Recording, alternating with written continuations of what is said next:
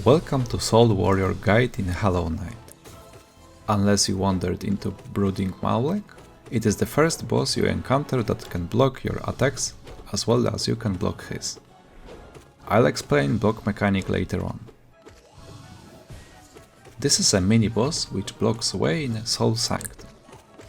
He ambushes you in wide room after closing the doors. Soul Warrior always start the fight with dive/attack. Boss teleports directly above your character, dashes downwards and swinging his weapon. Walking away is fast enough, but with dash it is very easy to dodge. Simply don't be late with reaction. Similar but horizontal ability is dash/. Soul Warrior will raise his weapon and dash towards your character. This dash has a large range extended by weapon swing at the end of the attack. Easiest way to avoid is jump over the enemy. Both of these abilities start with boss indicating intention, followed up by the charge with his weapon swing. Next ability is Conjure Orb. Soul Warrior shoots homing missile which follows your character practically until it hits you or any wall. Those Soul Orbs are exactly the same as used by Soul Twisters. They are the hardest mechanic to avoid since it follows your character.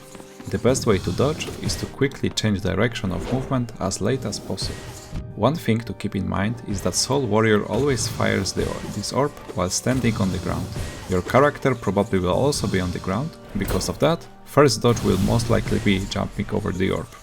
After it turns back, dodge in a way so the orb hits the floor. Hard part is when second dodge might overlap with other abilities. You can also make orb hit the wall if you jump while standing near it.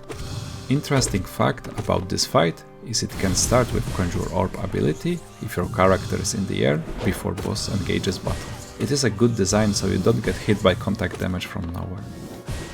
This mini-boss also appears in room that can be unlocked by elegant key, in the Colosseum of Fools and obviously in Godhome. All of those encounters are slightly harder, because follies are spawned in the air and chase you around the room. It is almost always preferred to kill small adds first and focus boss after.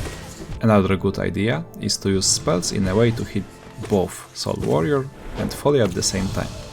Keep in mind that immediately after teleport, Soul Warrior uses one of his abilities. Sound of boss teleporting is an indication of upcoming attack. Abilities casted on the ground doesn't have to happen after the teleport. When it comes to parry, it is not essential to deal with the boss, but it's nice to understand and avoid being blocked. The way I understand this mechanic is when your weapon clash with boss weapon. Timing here is key, because weapon swing is rather quick animation. Also consider weapon range, as it can both block and deal damage at the same time. It can happen either for you or for the boss. Blocking attack slightly saves time and it's valuable while fighting harder bosses.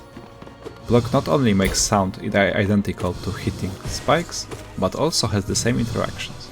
Means you don't generate souls, you can bounce off of this attack and it restarts your movement abilities like dash. If you want to heal, there is very little time for you to do so. You can try after the dive/ ability, but you need to be quick. Other option is to outrange the dash/ ability and heal immediately even before the animation finishes.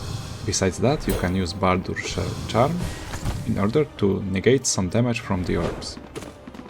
That was all for this boss guide, thank you for watching and see you in the next one.